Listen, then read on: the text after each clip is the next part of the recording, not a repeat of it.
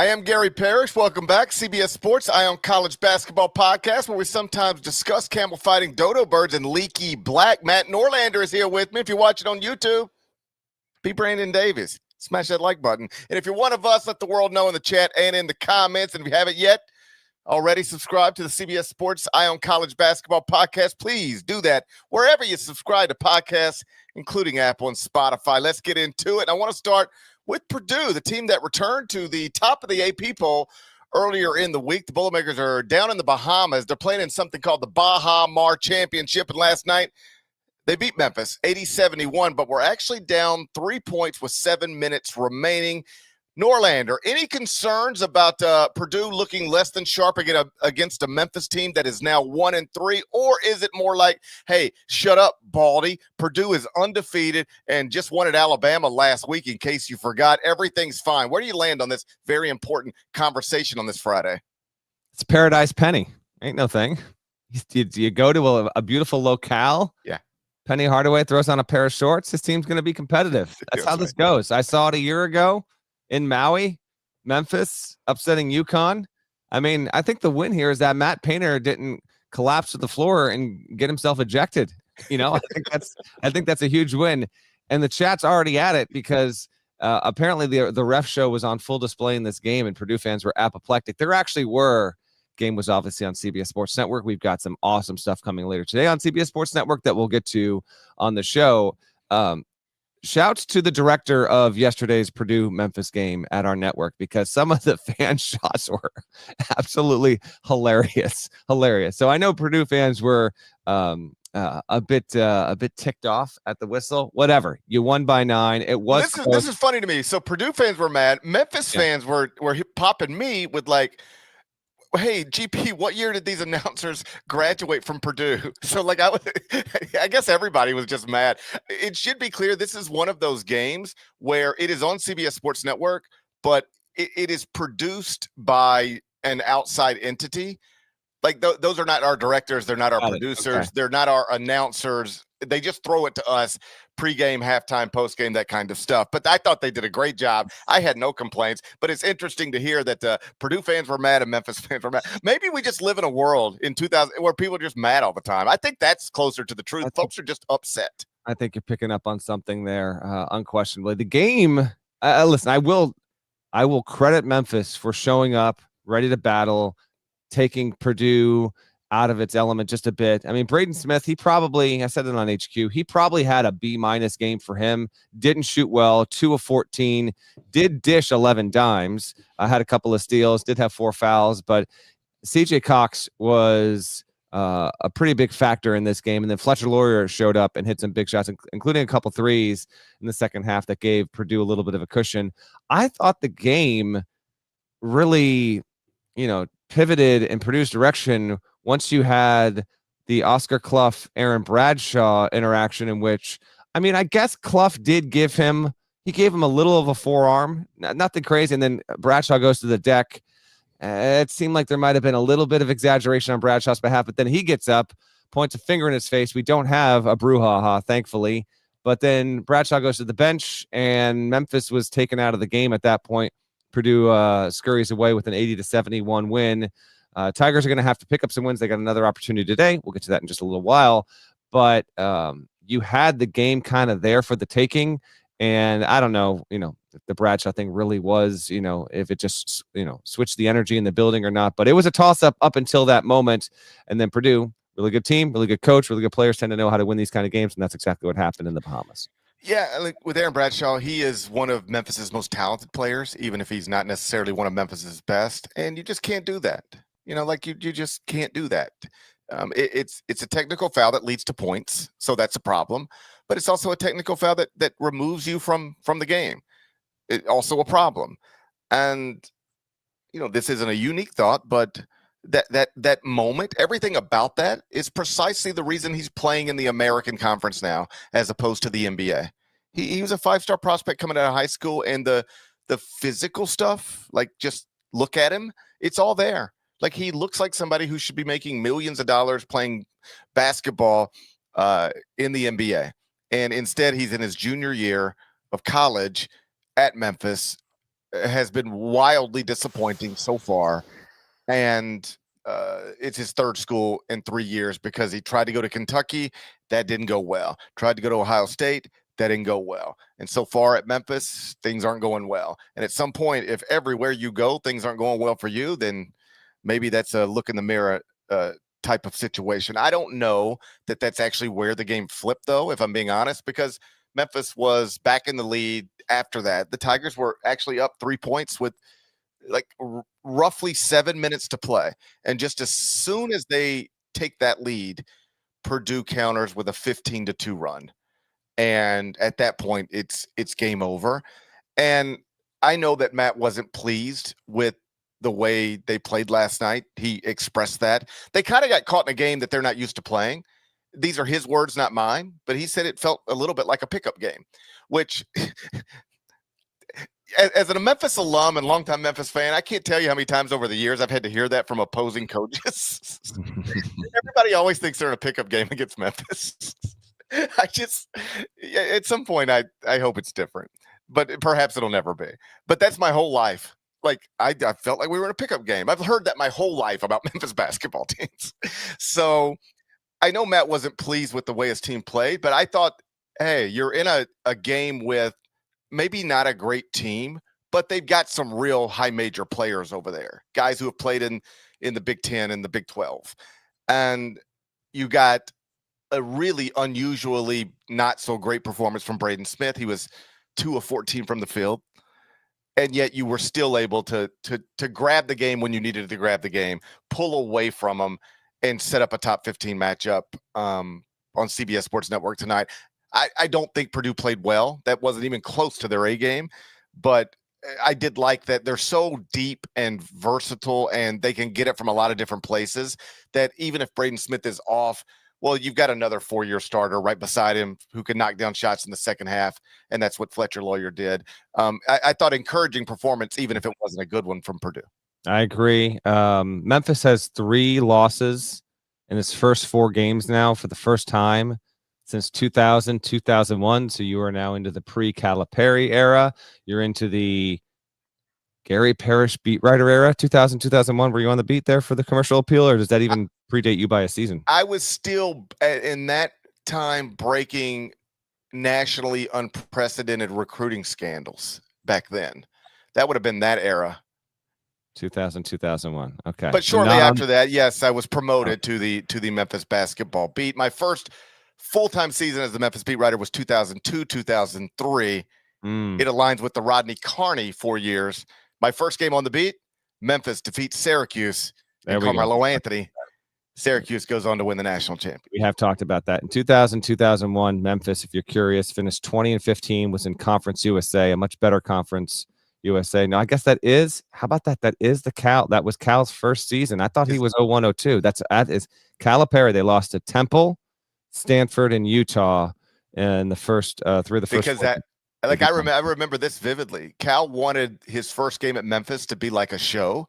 Yeah. And so they intentionally went out and got John Chaney and Temple because of the whole John Calipari, John Chaney thing from Temple UMass days. So John's first ever game at Memphis was a home game in the Pyramid, which is now a Bass Pro Shop. Of course. First game ever in the Pyramid for John Calipari was against John Chaney and Temple. It was a neat, that was like a big deal. This is forgotten in history. That Memphis team, by the way, finished 20-15, got its act together, but it started 2-6. And actually beat Christian Brothers to get to 4-6, and then it was 4-8 before it turned it around. Didn't make the NCAA tournament. That was year 1. He would soon have it going there. We'll see if Memphis can avoid something like a 2-6 start this season. My last thing on this game was I thought Memphis did a good job on the boards because it was a pickup game. You know, Purdue had been quite clearly dominating on the glass, both ends, in every previous game this season. This was much more even. There was a key factor in Memphis even keeping it close. Texas Tech obviously going to do the same. We'll get to that in the final 4-1. You want to talk about the nightcap there down in the Bahamas? Yeah, because that was a good one. Texas Tech beats Wake Forest by a point, and Wake Forest, buddy, they were up with less than 3 to play and just could not close it out. Attempted an alley-oop in transition, in a one possession game. By the way, I don't even like the way that sounded coming out of my mouth. I don't mind it if you I actually didn't like it as it played out. No way. I could tell you I was in studio. Wally Zerbiak hated it. Okay. He was yelling. I said, what are you doing? I didn't yell it, but as the ball left his hand, I was like, what are you doing? It seemed like a bad play as it played out to me. Maybe he's trying to hit Colvin in transition. Not even trying to argue with you, but It doesn't bother me as much as I know it bothers other people because these are young athletes and they make that play all day long, every day. Mm-hmm. But they didn't in this moment, and Steve was obviously upset. He thought there was some contact. What did you think? Should there have been a whistle there? I actually had no issue with the no call. I didn't either. Now, Forbes was also borderline. Forbes and Purdue fans, both borderline apoplectic last night. So also some really good cutaway shots to Forbes in this game. It's the same old story. I mean, they had this game. Oh man! I mean, now think about this. This. So in his first 5 years, they finished in the top 5 in the ACC 3 times. Mm-hmm. Like that's not bad historically speaking, but none of it has resulted in an NCAA tournament. They've been right there, but can't get there. And now in this season, do you know how easy it is? I mean, I can flip like 2 possessions and they're 5-0 right now with wins over Michigan and Texas Tech. They're ranked undefeated, getting ready to play top-ranked Purdue. And right now we're saying, man, this is it. Steve Forbes finally broke through. And Wake Forest, that's the biggest surprise of the season. We would be having that conversation right now if I flip like a possession in the Michigan game and a possession in the Texas Tech game. They lost in overtime to Michigan. They squander a lead in the final 3 minutes against Texas Tech. So instead of being 5-0 with 2 top 15 wins, they're 3-2 getting ready to play Memphis. The margins are really, I mean, it's just like that. But the trends, unfortunately, have been established, and Forbes is going to have to break them this season. Wake Forest is 0-17 when playing ranked teams away from home under Steve Forbes. They have not won a single game away from home with Forbes against a ranked opponent. They've lost 13 of their past 14 overall against ranked teams. The only win was against Duke when Kyle Filipowski was on the brink of death. You'll remember that. He almost died. I'll never forget that. He almost died. Very scary scene. Texas Tech, they between Purdue and Texas Tech, obviously a common thread there with good teams can find a way to win games and all that stuff. And that was true.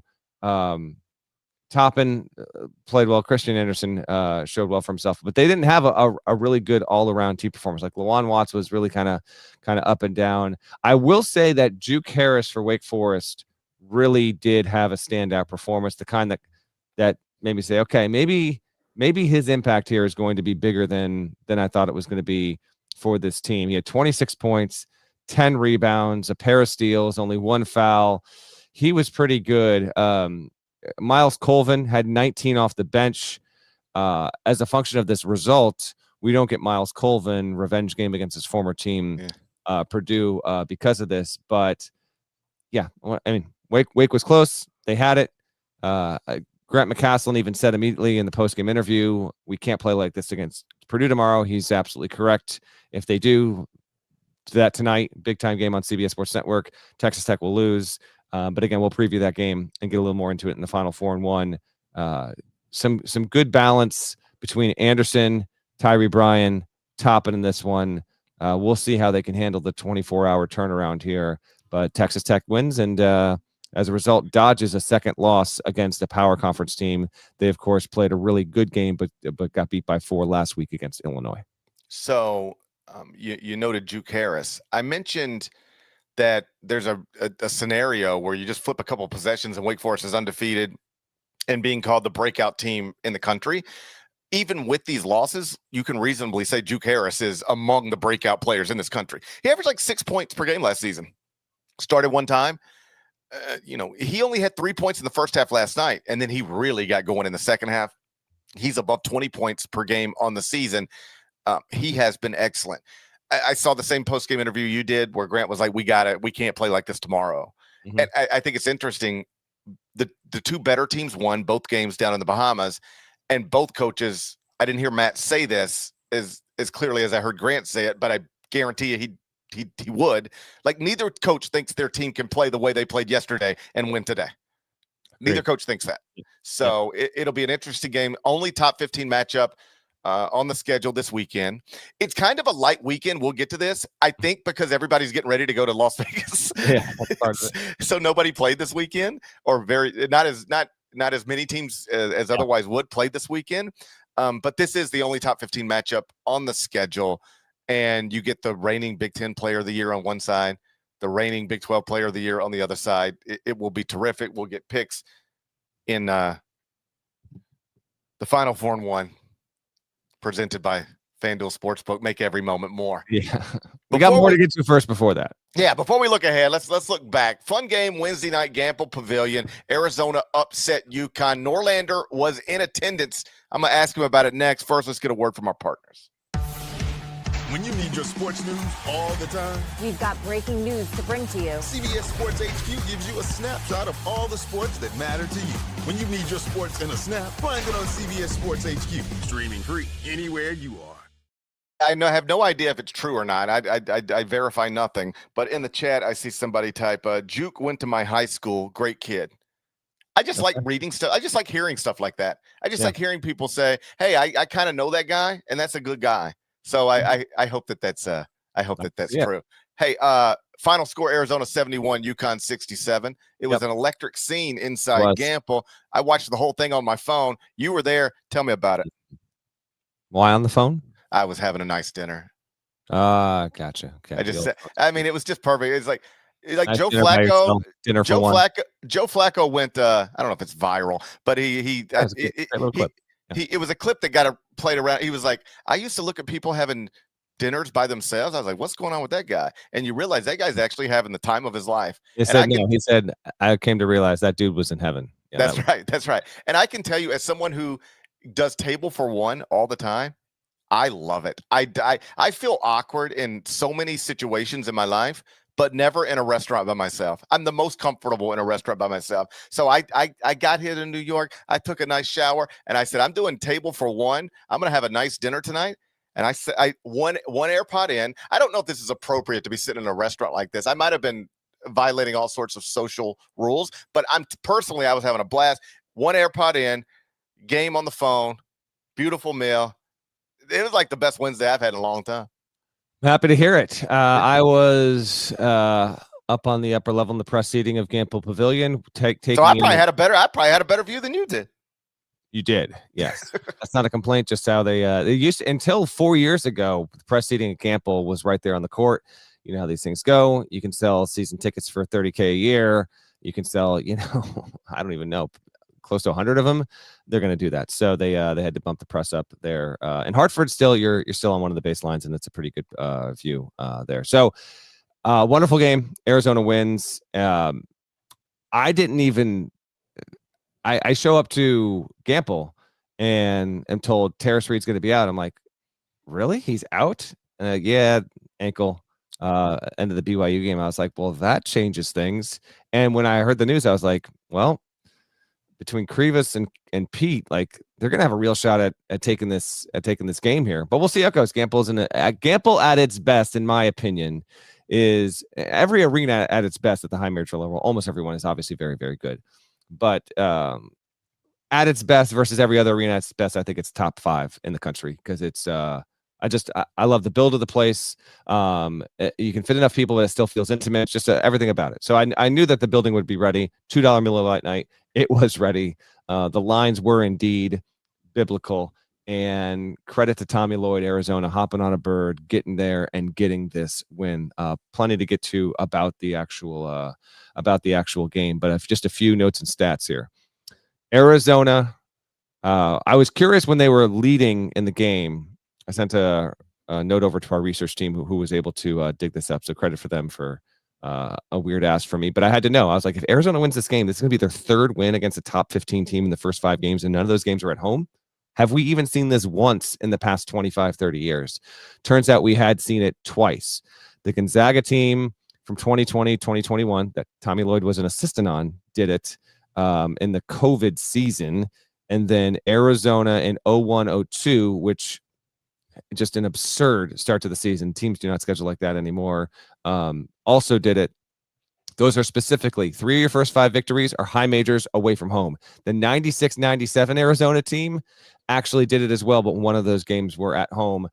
Extremely impressive for them to have done this. GP movement number 1. We'll get to that in just a second there. Tommy Lloyd has 24 wins through the first 4 and change seasons of his career against ranked opponents. That's already the second best mark ever for wins by a head coach to start a career in your first 5 seasons. Izzo holds the record. He won 31 against ranked opponents in his first 5 seasons. Lloyd can conceivably catch him this year. Shockingly, this was the first time Arizona won a game in which both teams were ranked in the top 5 since the 0-1 Final Four when they beat, coincidentally enough, Michigan State. And Arizona is the first team in the last 30 years with at least 2 wins against top 3 teams in the first 5 games of the season. Of course, when Florida was ranked number 3, they did it, and UConn is currently ranked number 3. Mighty impressive overall. As for the game and how it played out, Arizona led for much of the night. They were able to maul UConn on the glass at a level. Even Tommy said afterward, he said something like that literally might be unheard of. They outpaced him by 20. They didn't have Reed. Krivas just 8. Pete did well, 16 and 12 for Pete. But Jaden Bradley, again, he is the guy. He is becoming Mr. Clutch of college basketball. He had that up and under with 30 to go, 25 to go that gave him the 3-point cushion. There were other plays beside all of that. He is super humble. Got a chance to speak to him and interview him after the game. And it might be Braden Smith and then Jaden Bradley for the best guards in the country right now to start the season. Pete's awesome, put up a double-double, did some really good stuff there. But Bradley is the kind of player that is quickly moving into the how many more guys would you rather have the ball in their hands in a tight game versus a good team in the final 2+ minutes? The list is short, and you might only get to one player, and that's Braden Smith before you get to Jaden Bradley. So extremely, extremely impressed with what he's been able to do. What were your takeaways on what happened down there in Stores? Well, yes, they did dominate them on the glass on both ends, but I don't think that's hard to figure out. Like you mentioned, Terrace Reed was out. He's their UConn's leading rebounder and averages nearly twice as many rebounds as anybody else on the team. Also the leading scorer right now, too. Yeah, so you're missing him. That's tough. And then you're also missing your 5-star freshman, Braylon Mullins, right? So, I mean, correct me if I'm wrong, but could you reasonably say UConn was missing 2 of its best 5 players? I think you might even be able to say UConn was missing 2 of its 4 best players, and I even asked Hurley. I'm yes, I'll let you keep going, but I'm interviewing. I'm just talking to Dan afterward, and I kind of got the phone like this, so I'm like, he can see them recording. So I go, if Terrace is playing tonight, what do you think? What do you think happens? And so he looks at the phone, looks at me, he goes.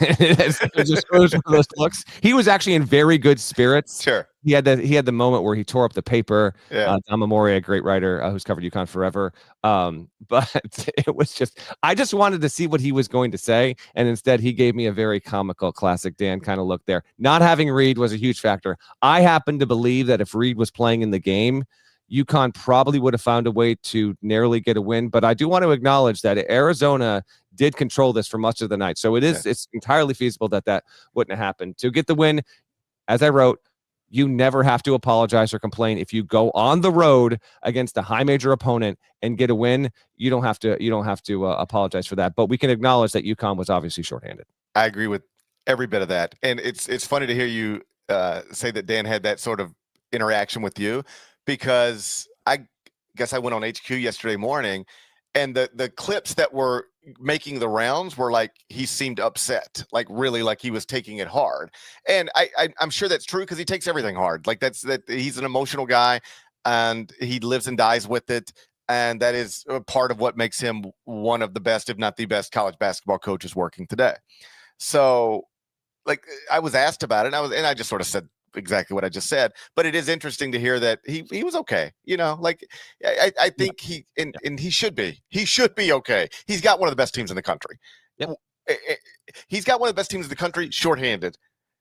When they get healthy and whole, UConn's going to be there. I promise you, on Selection Sunday, when we're talking about teams that are equipped to maybe go do this thing, I'll be surprised if UConn's not a legitimate part of that conversation. I agree with you that if you're Arizona, you don't have to apologize for any of this. You scheduled the game. You don't know whose ankle is going to be hurt by the time you get there. I love that Tommy was this aggressive with the non-league schedule, but because I wish everybody with big brands in college basketball would be. You can afford to take some losses. And I love the conversation he had with you. I had never heard this phrasing before. I liked it. I'd never heard it from a basketball coach. He said, yeah, you sometimes you get a good hop to just field it turn two. Yeah. I love that, because it's like, oh, this is easy or easier than it should have been. Oh, this is right in my glove. Let's just, we don't have to apologize for the good hop. We didn't have to go into the hole for it. It came to us. Let's just turn two and get out of here. And I love thinking of it that way. Yeah, they're shorthanded, and yeah, they're going to be better than they were tonight. And we may look up in February and we go, oh man, thank God we didn't have to play that team. But, we went into Gamble Pavilion tonight and beat UConn. Like, we got a good hop. We turned two with it. I'm proud of my guys. I love that sentiment. And then him talking about Jaden Bradley with you. He was like, listen, Braden Smith gets all his flowers because he does, because he's been historically great and is perhaps on his way to breaking an all-time big NCAA record. But Tommy was like, I got a special one too. And he was the best player on the court type stuff at UConn. And anytime you're playing a Dan Hurley team in a road environment and you've got the best player on the court, then you're in a good spot. Unquestionably. And yeah, Bradley, just real nice young man to talk to. Honestly, humble to a fault. I was actually kind of teasing him a little bit. I was like, you got to give me something, man. You know what you just did. You heard that building. And he gave me a couple solid quotes. They hit one big shot. It felt like five in the moment and all that stuff. But truly committed to the process. I had him. He's the one. I'm gonna bang my chest a little bit about this because I knew that I'm not gonna look it up here in real time. We got to keep the show moving. He was lower on our preseason top 101 players than I wanted him to be, and I had him in my top. I want to say I had him in my top 15 because I thought that he was going to be so crucial to what they were going to do, and as a good two-way player, and just the most egregious miss of the entire preseason. No Arizona player, period, but Bradley specifically wasn't named to the preseason All Big 12 first team, which was 10 players deep, 10 players, and Bradley didn't get named to it. That's aging terribly. He had 20. Remember, he had 20 plus, not just against UConn, but against Florida as well. And two more things, then we can move on to the Bama Illinois one if you want. Koa Pete, this was from our research team. Good little nugget here. So he had 16 and 12. Now, freshmen are not exactly always going to find themselves in a situation when they're involved in a game with two teams in the top five. So it doesn't happen every week, obviously. But Pete is now on this list. In the past 25 years, freshmen to have a double-double, their first of their career, to come in a game where both teams are in the top five. Pete this year. Zion did it in 2018-19. Omari Spellman, interestingly enough, did it with Nova in 2017-18. Then you got Kevin Love in 07-08 and Greg Oden 06-07. Some really, really, really good company with Koa Pete there. I thought it was impressive that he just did that and still kind of had a little bit of a workmanlike kind of game. And then, we're going to circle back to this, I think, plenty of times this season. But the fact that Arizona did it again, and by did it again, I mean one away from home against a team ranked third in the country and only hit 2 3-pointers. They did the same thing against Florida, 2 threes. UConn on the road, they only hit 2 threes and they win. They're going to get clipped this season by a couple of different teams, and their lack of ambition from firing from beyond the arc, that's going to pick them off a couple of times. But this is why among the many reasons why I love this sport, I love how you can build teams and have different styles. Styles absolutely make fights. That's the maxim in boxing. And the one other sport where it applies more than any other is college basketball because of how roster builds, coaching tactics, schemes. Tommy Lloyd is not looking to fire off 53s a game. It's just the way that what he has, who he has on his roster, and it's working so far. I don't know if this is going to be a bugaboo that prevents them from doing what I'm projected in the preseason and making a Final Four, but I am so impressed that they are able to just take this method and go with it. And to be clear, they also quite clearly wanted to take advantage of the opportunity at the last minute. They didn't know they weren't going to face Reed, and without him being on the floor, pound the paint, they did. They were plus 18 in the paint versus UConn. All of it paid off. I love all that about college basketball as well. Like, you can win a national championship playing really fast, or you can win a national championship quite literally playing as slow as anybody else in the country. Like you wouldn't even be allowed to play that way in the NBA. Like a front office would not even allow you to play as slow as you can play in college basketball and be successful. And the same thing with the 3-point shooting.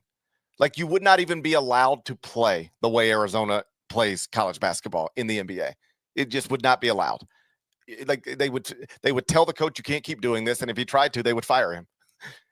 But in college basketball, it works. He's not, by the way, he's not exaggerating on it. That is exactly what would happen. What would happen unless somehow you could get yourself to the 2 seed in your respective conference. It's just not how it's done at that level. No. And so, as noted, I did move Arizona to number 1 in the top 25 and 1, not because I believe it is what you had to do. I'm proud of you. Other people have left. I wanted you to be proud of me. That I'm proud of you because I think, because you know how hard that was for me. 3-4 years ago, I don't think you would have done it. And especially after Purdue had the struggles against Memphis, to me, it's just not arguable at this point. Arizona is the number 1 team in college basketball because of what it's done. And frankly, I like rewarding. Like it's daily rankings. Okay, we got a long way to go. But Tommy Lloyd opted in to the reigning national champions. He didn't know they'd be it when they got the game, but he opted into that in Vegas, then UCLA in its backyard. And I understand that Arizona had some decent fan contingent there. I'm not oblivious to that. And then you go fly across the country to UConn. You do that early in the season. You win all 3 of them. Absolutely, you deserve a 1 next year, Nate. And that's where I'm at. You're right. Probably a few years ago, I wouldn't have done this. And I'm not even like, I could have not done this and defended it easily. Yeah. I could have just said, hey, listen, I still think Purdue's the best team in the country. They're undefeated. They've also got a big win, one over Alabama. And I think if they played Arizona's schedule, they would have the exact same record as Arizona. I'm now going to move off of Purdue because Arizona went out and scheduled in an unusual way and has executed against it. I could make that argument easy, no problem. But I wanted to reward ambition, aggressiveness. Not to imply that any of this stuff is that important, all right? But I like what Tommy told you. Like, we're not afraid to play these games, and this is the kicker. We're not afraid to lose them. Like, okay, we might lose the game. So what? It's fine. We'll be fine. I love that mindset. This is a long season with a bunch of games. This isn't the BCS era of college football where if you took 1 loss early, it really might keep you from competing for a national championship. There is nothing that's going to happen to you in November outside of your star player getting hurt that is going to keep you from competing for a national championship if you are otherwise good enough to do it. I love that Tommy has adopted that mindset. And when you make the schedule and then go 5-0 against it, I'm happy to reward you for it. Arizona, number 1 in the top 25 and 1. Let's move on.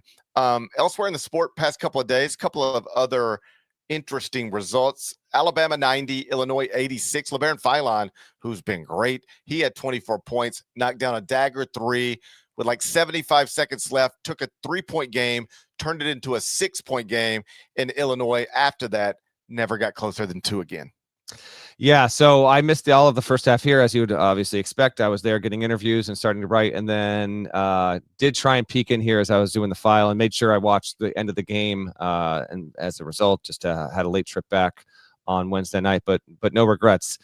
I speculated on the show or HQ, can't remember where. 1st to 90. Well, that is literally exactly what it was. Alabama hits the 90-point threshold. Really entertaining game. Some big time play down the stretch. Philon was tremendous. Really, really good games can play out in really different ways. And in checking the notes afterward, I was surprised to learn there was only 1 lead change in this game. And this was very entertaining. One of the more entertaining 1 lead change games you'll ever see. Illinois led for most of the first half. And then Alabama was in control for almost all of the second half. Illinois, obviously, just chasing the tail and right behind the entire way.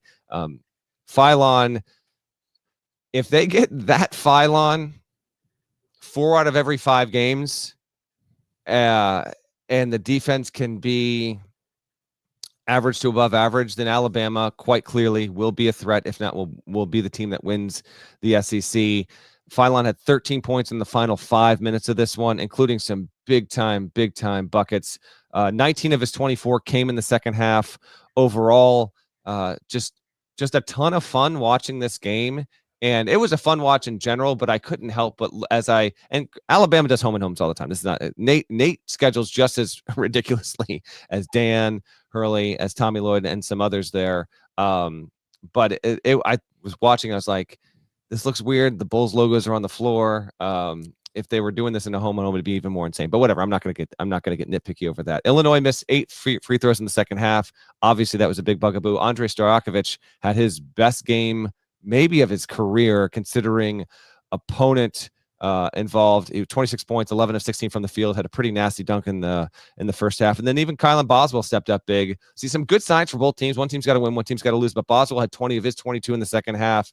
David Mirkovich had another double-double. There's just a lot there, and just an entertaining game. A really awesome Wednesday night doubleheader in college basketball. We are continually, we're going to get this tonight. We're going to get it into next weekend. We just keep them coming right on down the assembly line.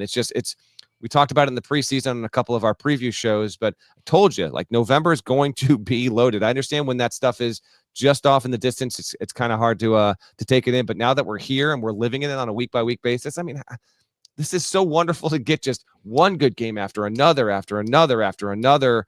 It's really building up for an awesome November, and I was so happy that Alabama and Illinois lived up to the billing, and coming right after UConn, Arizona, it gave college hoops fans just an awesome night. We mentioned all the Lloyd stuff and what he had been able to do. I will give Oates his credit too. He and Alabama are tied with Tennessee with 30 wins against ranked opponents in the past 5 seasons. That's the most in the entire sport. Hurley and UConn are sitting there at second with 27 overall. They just get it done. And Oates has won 6 games now, Illinois being in the top 10 when this went down. This was his 6th win as Alabama's coach against a top 10 team. So schedules ambitiously. And as I wrote in the Arizona Lloyd column, they're probably, I even asked Tommy, he's like, I can't give you an answer why. I don't know why. But I said, there must be something about you having the mindset to chase these kind of games, and the fact that you're so good and win them more often than not, particularly in the regular season. I think it's true of Nate Oates. If you're willing to do this, you're probably going to be on the better side of it more often than not. That was the case here as the Tide got a really entertaining win over the Illini. I like both those teams. I can see both of those teams making the Final Four. One other notable result from the past couple of days before we look ahead. Final score, Dayton 77, Marquette 71 in overtime. Congrats to the Flyers, but the story here isn't really the game as much as Marquette is now 3-3, no good wins, losses to unranked Indiana, unranked Maryland, and unranked Dayton. And the Indiana loss was, I think, by 23 points. They're down to 69th at KenPom. I know that's nice, but not really. Well, this is also that one's on me. I was wrong. I had Marquette 25-26 in the preseason. Thought they'd be top 4 in the Big East. And if we're going to say that Mark Pope and Kentucky were hitting a crisis earlier in the week, then we have to say the same thing of Marquette. They lose by 23 in Chicago against Indiana. They get taken out by 7 at home last week against Buzz Williams and a Maryland team that subsequently survived by the skin of its teeth at home against a Mount St. Mary's team that is ranked in the mid 200s at KenPom. That's the team that won at Marquette's joint. And then Marquette loses again in overtime at home against Dayton. And let me double check this. I think they only scored 3 points. They did. Marquette scored 3 points in the free hoop session there. I like the win from Dayton's perspective because I picked Dayton to be the best team in the A10, had them in my preseason top 50. That was a little bit of a risky projection there, but they're looking A-okay. Marquette doing this, yes, it is a fix it quickly or else situation. They play Oklahoma in Chicago the day after Thanksgiving. That essentially becomes a must win. They also have a road game. Look at this, Marquette. Okay, they got Oklahoma on November 28th. They've got Wisconsin on the road on December 6th. They've got Purdue on the road on December 13th. Those are the notable non-con games remaining. Marquette can reverse. Can they cancel any of those? They can't. That's not how this works. It's not a dinner reservation for one. They cannot cancel it. That's tough.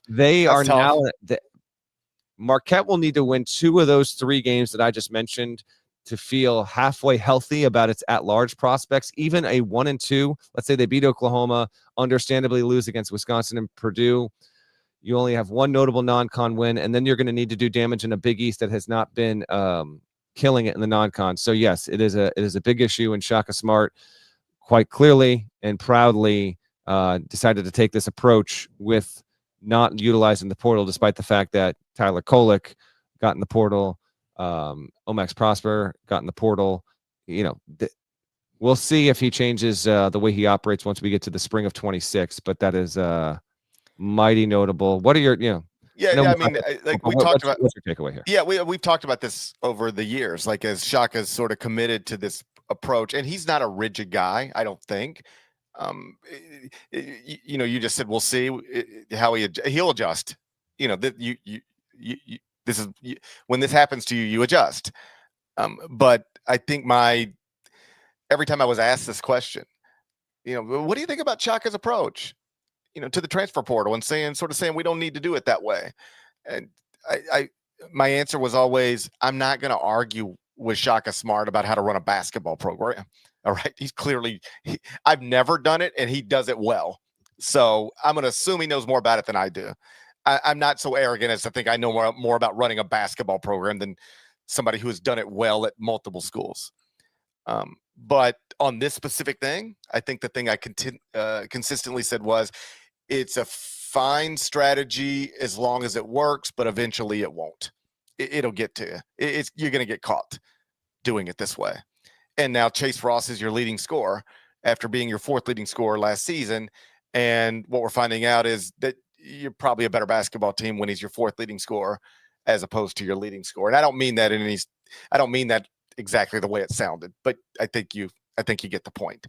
We'll see where it goes from here, but given what we've seen so far and the schedule they've got in front of them, things could get a little shaky.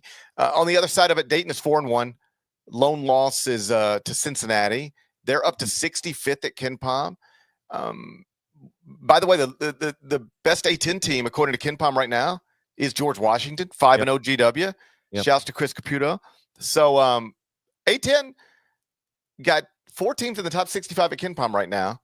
The American has 0, and GW has a win over South Florida, which is right there with Memphis as among the favorites in the American. So A10 kind of off to a nice little start. It is off to a nice little start, and let's see, give it another week or so with the results, and they might have a chance. We talked about it in our preseason preview at the big one, where I was very bullish on the A10, 3-bid A10, and I'm still very much there. Before we get to the Final Four and 1, and our GP, we probably got like 20 minutes or so before we got to wrap here. I cashed out on a close game after 2 overtimes last night. Josh does have the video. I'm guessing you probably might have seen it because it was populating on College Hoops Twitter early this morning. But for anyone watching live or might not have been available to see it, if you're listening here, this is how USC escaped at home in triple overtime against a Sun Belt team late Thursday night. Josh, let's see it. It's deflected into the arms of Cross. Lead to Bellamy, stolen by Rice. There's still time left. It's Marsh for the win. Oh,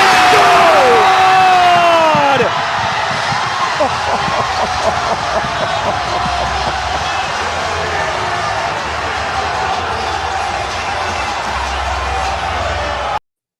Jordan Marsh,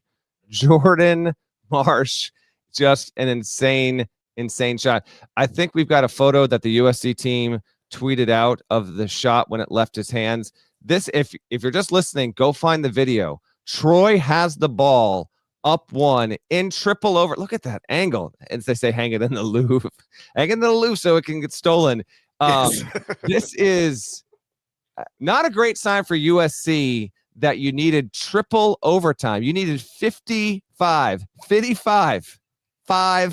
minutes to get past Troy, which is now 4-3. Troy, by the way, 2 nights prior had defeated San Diego State at its building in double OT, 108-107, and Troy played a season opening game against Kent State that was a win on the road in overtime. Credit to Troy and Scott Cross. They have played nothing but road games with the exception of Pensacola Christian, not a Division I team.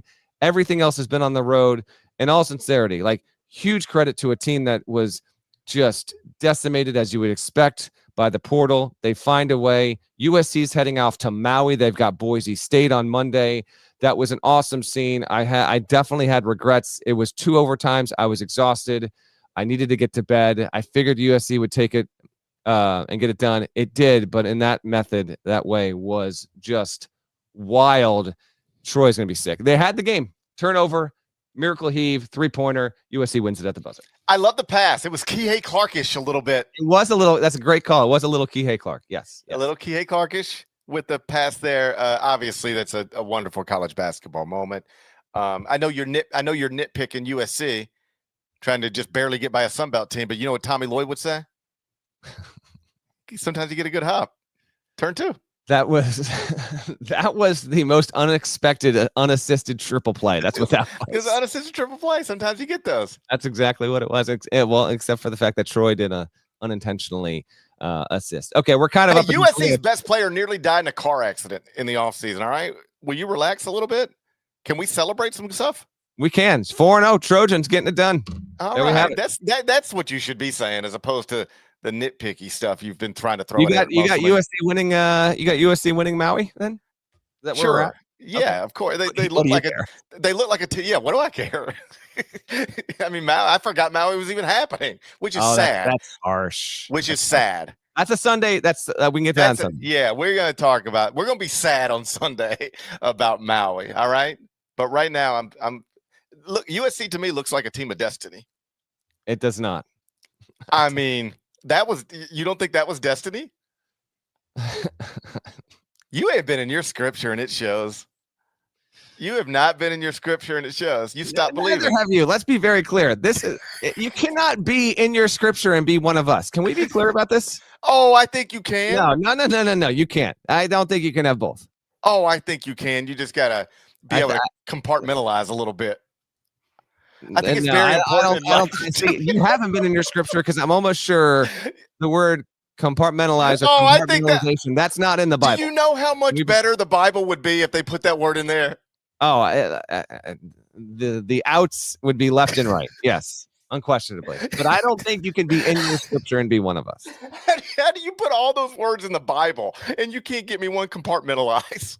Not a single one. I mean, I don't know it for a fact. I know. There's no way that word's in the Bible. My whole life would be different if you just give me an out.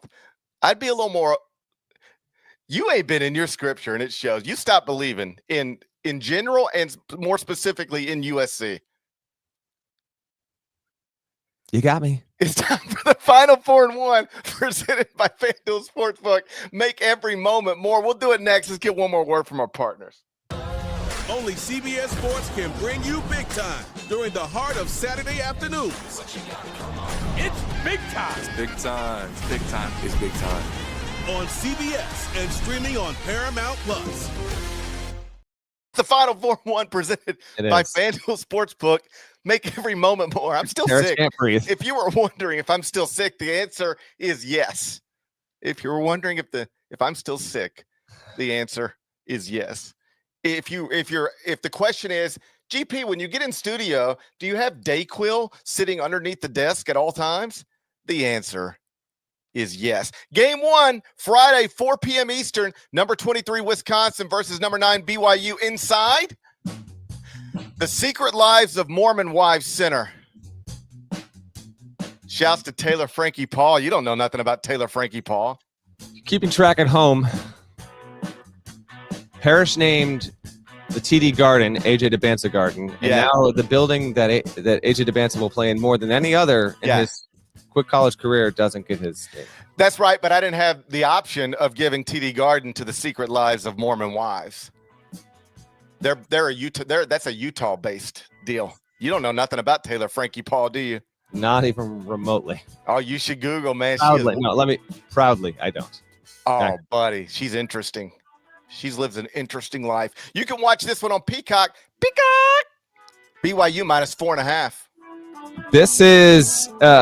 This is super tasty, folks. I don't think this is a first. I'm almost positive this isn't a first, but just a heads up. Every single Final 4 and 1 game is a Friday tip. This is why you got to be dialed in if you got to dial in on YouTube Live, okay? And because if you're getting to this on mid-Saturday, all these games it's over. It's all everything from this point forward. From this point forward, if you listen on this Saturday, from this point forward, everything's done. And just to further shine a light on my personal growth, you know me, I wouldn't have done this 5 years ago. 3 years ago, we're breaking down Northern Iowa, UC Irvine, and Western Carolina Lipscomb. I used to have a hard and fast rule. I would not preview Friday games. Looking back on it, that's kind of hilarious that I was that way. It's kind of stupid that I was that way. It was, but hey, you're here now. We're here now. Look at me. Look at me. Don't ever say you can't teach an old dog new tricks. Look at me. I'm new tricking right now. Yeah, you are. This is a tremendous matchup in Salt Lake City. Wisconsin, to this point, not a notable game. Campbell, Northern Illinois, Ball State, SIUE. Now they get BYU. We get a look at what they've got here. John Blackwell, really hot from three to start the season, 13-26. He's their best player. Nick Boyd, previously at San Diego State and FAU. He's on the roster as well. And I know Badgers fans are really excited about the prospects of this team being top 4, top 5 good in the Big Ten. Well, you get BYU in a hostile, basically road environment. This isn't the Marriott Center, but it's pretty close. And then for BYU, this is the first game since the close loss against UConn. Third game against a high major opponent. They won against Villanova to start the season. Took the UConn loss. Now they have this here before they go and take on Miami next week. That's the ESPN event down in Orlando. What'd you say the line was? 4.5. I'll say Wisconsin covers. Give me the Badgers. It's a little too big for me. I'll say Greg Gard gets it done. I think an outright win straight up is on the table, but I'll say BYU does get the victory narrowly by a bucket. I have BYU in the top 5 of the top 25-1, and every day various people call me stupid on social media for doing that. I need to be called stupid less frequently. That means I need BYU to win this game. I'm laying points. Game 2, Friday, 5 p.m. Eastern, Virginia versus Northwestern inside Bill Withers Hall. Oh, just listened to Bill Withers yesterday. Slab Fork, West Virginia. That's where Bill Withers was born. Wow. Slab Fork. Wow, that is wonderful. Slab Fork. I'd never heard of it. You can watch this on CBS Sports Network. Virginia minus 3.5. I'm going to be in studio trivia time. Okay. How many I knows are in Bill Withers? Ain't no sunshine. The entire song? How many in that? Yes.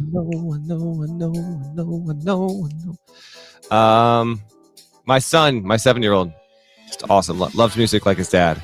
And out of nowhere, I was watching. Were we watching? I think the Purdue game had started. And he goes, Dad, can we just listen to Lovely Day? I was like, absolutely. Every single time you ask me. So we threw on Bill Withers randomly yesterday. Love that. I'm going to say 32. 26 is the answer. 26 I knows in Bill Withers. Do you know the story behind that? That was just filler. It was, I vaguely, I've read the story, but it's been a minute. Yeah. It was just filler. He just put it down and was going to go back and write over it. And people heard it.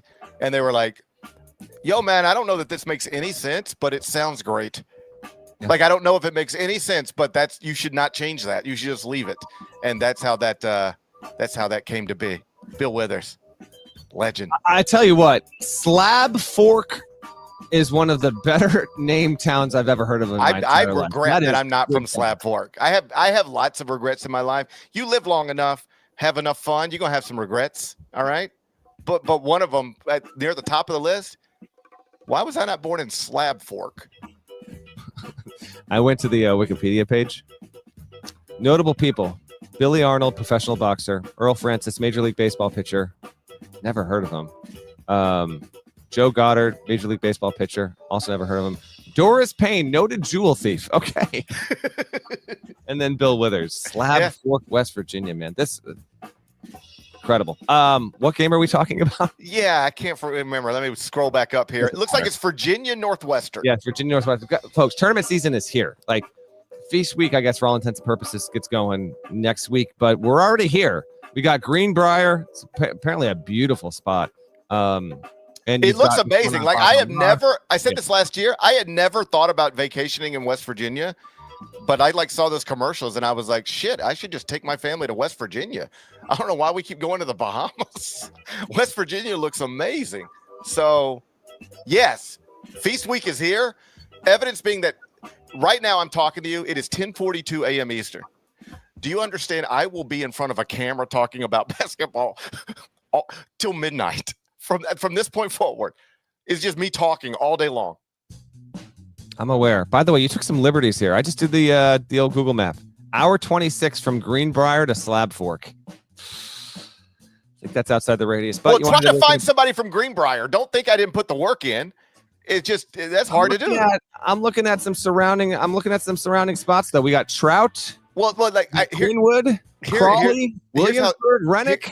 Here's how stupid I am. It's 2:00 in the morning, and I'm sitting in a hotel bed, and I'm trying to find somebody notable from Greenbrier. And the first person I find is a NASA scientist, and I'm like, well, we already used her because I remember using her last year. The NASA scientist, do you remember her? I do remember that. Actually, so I didn't want to go back to her. I didn't feel like and then I saw Bill Withers is from Slab Fork, and then I was like, Ain't No Sunshine was my dad's favorite song. And then I remember that story about how all the I knows got kept in there, and it felt like the proper thing to do. It's actually White. Yeah, this is played in White Sulphur Springs. Hour 11 there. So okay, fair enough. I'm gonna go Virginia in this spot. I watched you in studio last night. Obviously, hopes are high, and I'm gonna buy. I have Virginia preseason top 30. I'll take Ryan Odom's group. I know that you haven't been sorting data. You've been lazy about it. Nope. You've been lazy about it. Patiently waiting. We're getting there. Oh, do I have news for you? If you remove preseason bias over at barttorvik.com, Virginia is 7th. Northwestern is 19th. I don't think the casuals know. But what we have today on CBS Sports Network is a top 20 matchup sans preseason bias. Do you dare me to say that on TV? Yes, I do, actually. Please do it. Do it. Well, Kiana, the thing you don't realize, I don't think people realize, it's always so smart on TV to tell people things you don't think they realize. Oh, yeah. It comes out very well. I love doing that. Yeah. Hey, Kiana, the thing people don't realize, I don't think people realize it, is that if you remove preseason bias, barttorvik.com, what we have here, right here on CBS Sports Network today, is a top 20 matchup, sans preseason bias. Everybody will just look at me like I'm speaking Chinese or something. I'm going to do it. I'm going to do it. I'm taking Virginia. Are you crazy? Are you crazy? Virginia's 7th. I also have Virginia. Welcome aboard. I know, but you don't have them for the right reasons. No, I do. I was higher on Virginia in the preseason than you. I was ahead of the whole eliminate. I had already filtered my own data. Okay. Come aboard. I know, but now I'm higher than you. You were higher than me, but now I'm higher than you. Okay. I'm taking Virginia too. Game 3 Friday, 6:30 p.m. Eastern. Number 6 Louisville versus Cincinnati inside the Steven Spielberg Center. Okay. You can watch it on ESPN2. Louisville minus 8.5. Spielberg, of course, born in Cincinnati, 1946. Of course. Who doesn't know that? Hey, this is a good game here. I love to see this. Another Friday must-watch tilt. Bearcats are 4-0. They've got the win over Dayton. It's their only top 100 win. But again, it's early. Now they got the opportunity here against a Louisville team that's yet to lose in its big win against Kentucky. On the Cincinnati side, Wes Miller in a big season. Maybe a got to make the tournament to keep your job kind of season. We'll see. Day Thomas is your name to know. Really, really important key lead guard for the Bearcats. But they've got some good size as well. In fact, I think Louisville, how it matches up size-wise, could be something to watch in this game. Kirk Kriisa, still in college, by the way, also with the Bearcats. He starts for them in the backcourt. Really fun matchup. This line is way too big. Give me Cincinnati to cover. I couldn't help, as I was getting ready for this one, to think Pat Kelsey must be having a blast right now. You remember Candid Coaches, August 2024? We asked more than 100 coaches, who will be more successful over the first 5 years, Mark Pope or Pat Kelsey? And basically 2 out of every 3 people told us Mark Pope. Now Mark Pope is depressed, and Pat Kelsey's not. And he's still got a hot wife. Don't forget that. Kids are healthy, far as I know. Yep. That really is. That's the key to life. Oh, unquestionably. You get you a hot wife and some healthy kids, buddy. It's hard to have a bad day. Yep. And now he's got a great basketball. Now he's got a Michael Brown. Imagine you got a hot wife, healthy kids, and a Michael Brown. I know. Think about By the way, is it Michael or Mikel? I've heard it every way you can say. I've heard it every way. Also, I love this. In the transfer portal, they were very intentional about what they were doing. They went out and added shooting, specifically shooting. And the shooters they bought they're shooting. Ryan Conwell, 43.8% from 3, 8 attempts per game. Isaac McNeely, 41.2% from 3, 8.5 attempts per game. Like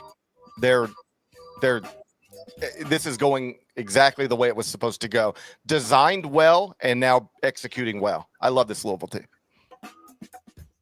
So you got him covering? 9.5? Yes, of course. What are you talking about? You think I'm going to say all that and then picked against them? Are you crazy? It is No. 9.5, by the way. I think you said 8.5, but the updated line is 9.5. Just so I don't care, man. Make it 14. I grew up on the Metro. All right, next game. We gotta Game keep going 4 here. Friday, 9:30 p.m. Eastern. Number 1 Purdue, number 15 Texas Tech. This is going to blow your mind. I don't think your mind's ready for this. It's number 1 Purdue against number 15 Texas Tech inside Sebastian Bach Arena. No way he's from the Bahamas. Sebastian Bach was born in the Bahamas. There's a chance you've said this on the show before, and I forgot. It feels like if I've never said this before, I have wasted so many episodes of the Eye on College Basketball Podcast. This seems like something I should have known. It seems like something we probably talked about, but it was nice to be reminded last night around 2:15 in the morning. Sebastian Bach, legendary frontman of Skid Row, 18 in life, was born in the Bahamas, raised in Canada, but born in the Bahamas. You can watch this one on CBS Sports Network. I'll bring all this stuff up at halftime. It's Purdue -4. -4. Tasty. Josh put up a poll in the chat. Who's the best team in college basketball? Arizona, as you would expect, winning the poll 53%, but Purdue 32%, Houston and Duke each 7%. Those were the 4 options as of now. But the good thing about the sport is we've got plenty of options to go around. Fantastic matchup. These teams last met in 2018. Sweet 16 in Boston. I was there.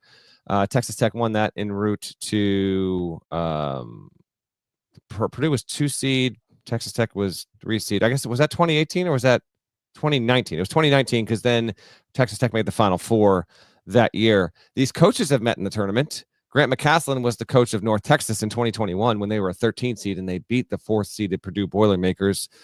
Uncharacteristic for Purdue to get knocked out early by a double-digit seed in the NCAA tournament. Why do you want to bring that up? What are you doing? Why do you want to bring that up? Factual and contextual. Grant McCaslin has defeated Matt Painter in a head-to-head. Yeah, I know, but I thought we were past all that Purdue loses to double-digit seed stuff. I feel like we've been past that. Well, for this a is little a while. double-digit team in the rankings right now, so I don't know how that plays a factor or not in the game. Huge game. You're a real hater. You sound like a real hater.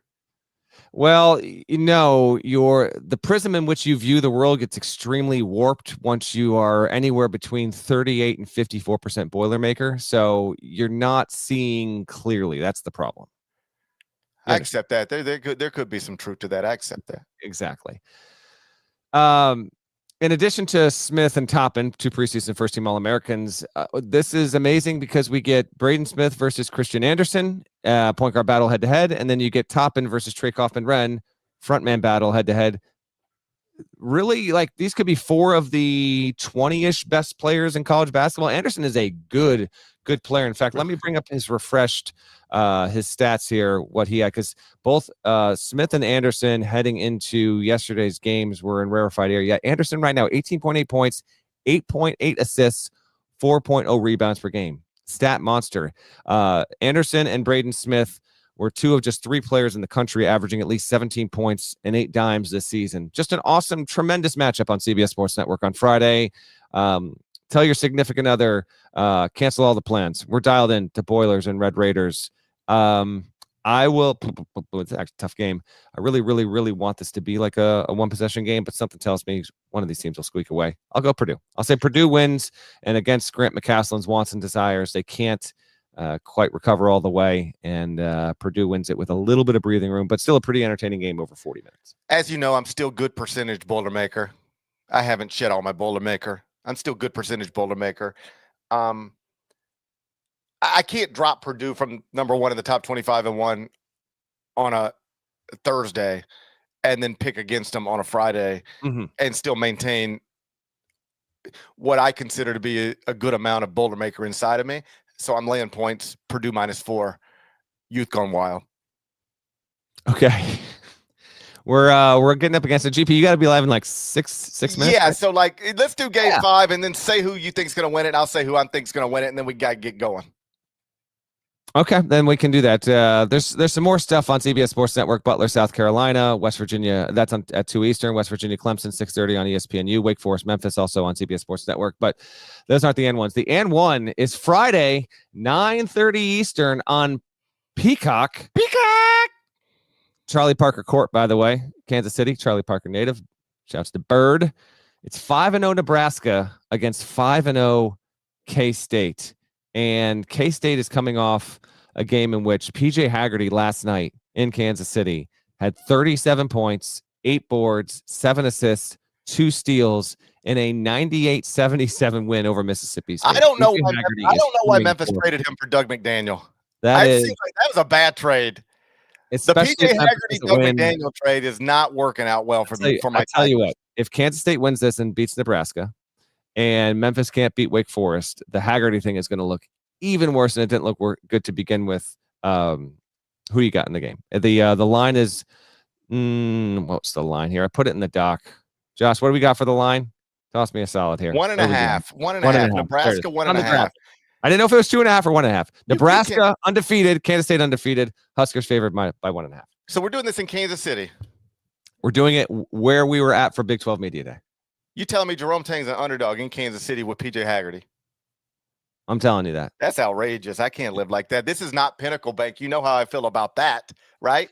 This is not Pinnacle Bank, though. I have an update on that before we get out of here as well, but yes. This is not Pinnacle Bank. It's not Pinnacle Bank. This is Kansas City. This is T-Mobile. This is Charlie Parker Court. Yeah, Jerome. You can't give Jerome Tang and PJ Haggerty points at T-Mobile. That's crazy. That'll prove to be a mistake. Okay. Unless Nebraska's really good. Well, we'll see. I like Rinkmast. Super thick chunks of broken life and reality. Are you taking Nebraska after all?